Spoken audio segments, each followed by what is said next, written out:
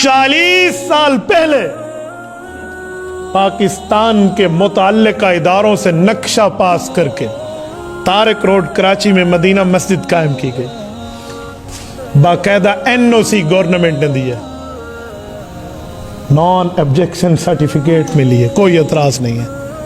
उसके लिए जमीन मुहैया कराई गई है, पूरी तरतीब बनी है, 7 या 6 मंजिला मस्जिद है और आज से नहीं 40 साल पहले से कायम है।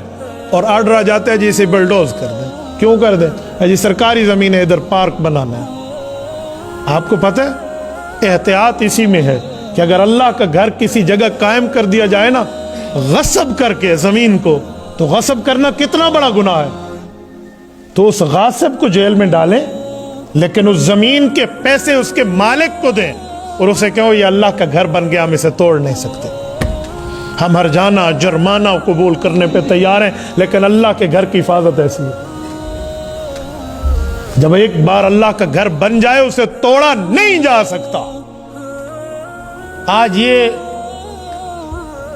सरकारी सतह पे ऑर्डर हो, अदलिया इसमें इन्वॉल्व हो और सबसे बड़ा अदलिया के ओहदेदार बैठ के कहें इसे तोड़ के आप बना दें, पार्क बना दें।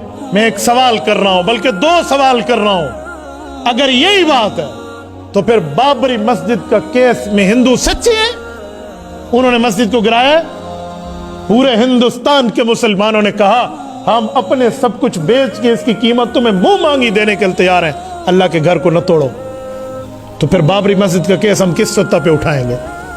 अगर आप भी मसाजिद को तोड़ना शुरू कर दें, हालांकि आपका किरदार यह है, अगर करक में जुल्म हुआ, मंदिर तोड़ा, उन्हें नहीं तोड़ना चाहिए था, उन्हें दूसरे की इबादतगाह को छेड़ा, तो आप मंदिर बनवाने के इफ्तिताह के लिए तो तशरीफ लेकर आ जाते हैं और आप मसाजिद के तोड़ने का हुक्म देते हैं। क्यों? और अगर यही बात मान ली जाए तो मस्जिद अक्सा किबलतुल उला, फलस्तीन की पहली किबला मुसलमानों की मस्जिद भी फिर हक यहूदियों का तस्लीम हो जाएगा कि मुसलमानों ने मस्जिद बनाई है, फिर जगह उन्हीं की है, तो दावा उनका है।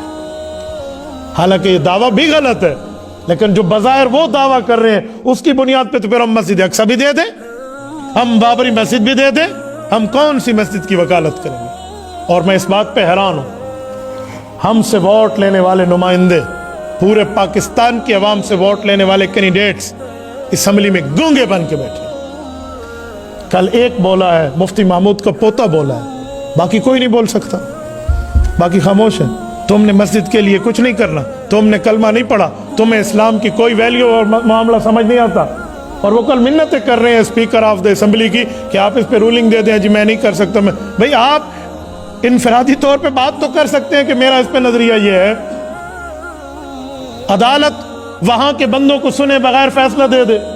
कहते जज ने कहा है, शेखुल इस्लाम मुफ्ती तक उस्मानी दामत बरकातुम इस्लामी शरिया कोर्ट के चीफ जस्टिस रहे हैं, रात उन्होंने भी रद्द कर दिया। तो फिर अगर ये आपके पास है तो फिर जस्टिस हमारे पास भी है। किस बुनियाद पे मस्जिद तोड़ी जाए? किस बुनियाद पे अल्लाह के घर को तोड़ दिया जाए? अल्लाह के घर की कोई ऐसी, अच्छा 1 दिन की बात नहीं है, 2 दिन की नहीं है, 3 दिन की नहीं है, 40 साल पहले मस्जिद बनी है और फिर उस पर कागजात उनके पास मौजूद है, हुकूमत की दी हुई NOC मौजूद है, हुकूमत ने नक्शा पास करके दिया है, सब कुछ मौजूद है। उस वक्त क्या हो गया? 1 मिनट में ये झूठ मान भी लूं कि सरकारी जमीन है, मैं मान भी लूं, तो ये सारी तरतीबें करने के बाद अब आप पैसे अदा कर दें, सरकारी जमीन की मस्जिद कायम रहे, ये ऑप्शन भी तो हो सकता है। मस्जिद तोड़वाना आपका कहां से आ गया? मस्जिद को मिसमार करना कहां से आ गया? मस्जिद को गिराना, अल्लाह के घर को मुनहदिम करना कहां से आ गया?